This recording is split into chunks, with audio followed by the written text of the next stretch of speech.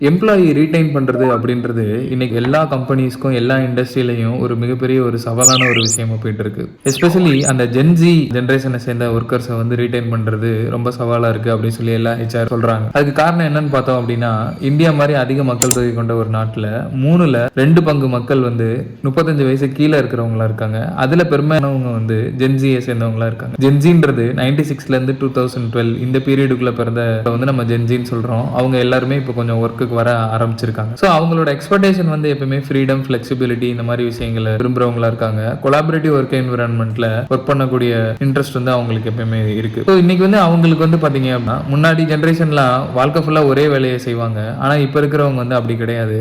ஒரு ஆள் வந்து ஒரு ஷெஃபாவும் இருக்கலாம், யூடியூபராகவும் இருக்கலாம், பிசினஸ் பர்சனாகவும் இருக்கலாம், அதே நேரத்தில் ஒரு ஆக்டராகவும் இருக்கக்கூடிய ஒரு வாய்ப்பு வந்து இன்னைக்கு இருக்கிற டெக்னாலஜியோட வளர்ச்சி, மற்ற பிளாட்ஃபார்ம்ஸ், இது எல்லாமே இன்டர்நெட் இந்த மாதிரி விஷயங்கள் வந்து அதை சாத்தியப்படுத்துது. ஸோ அப்படி இருக்கிற சூழ்நிலையில ஒரு கம்பெனியோட எம்ப்ளாயி வந்து ட்ரெயின் பண்ணும் அப்படின்னு நினைக்கிறாங்க. இன்னைக்கு வந்து ஹைபிரிட் ஒர்க்கிங் மாடல், இந்த 4 டே ஒர்க்கிங் பாலிசி, கம்பெனிலே வந்து நிறைய லேர்னிங்க்கு அவங்களுக்கு பிடிச்ச மாதிரி விஷயங்களை வந்து ட்ரெயின் பண்றது, கம்பெனியை ஸ்பான்சர்ஷிப் பண்றது, நிறைய கம்பெனி ரிலேட்டடான என்கேஜ்மெண்ட் ஆக்டிவிட்டி இதுலலாம் பார்ட்டிசிபேட் பண்ணக்கூடிய வாய்ப்பு இன்னைக்கு கம்பெனிஸ் இந்த மாதிரி எம்ப்ளாயிஸ்க்கு வந்து கொடுக்கறதுனால இவங்க எல்லாத்தையும் ரிட்டைன் பண்ண ட்ரை பண்றாங்க. ஸோ இதுதான் வே ஃபார்வர்டா இருக்கும் அப்படின்னு இண்டஸ்ட்ரியில நம்பப்படுது. தேங்க்யூ.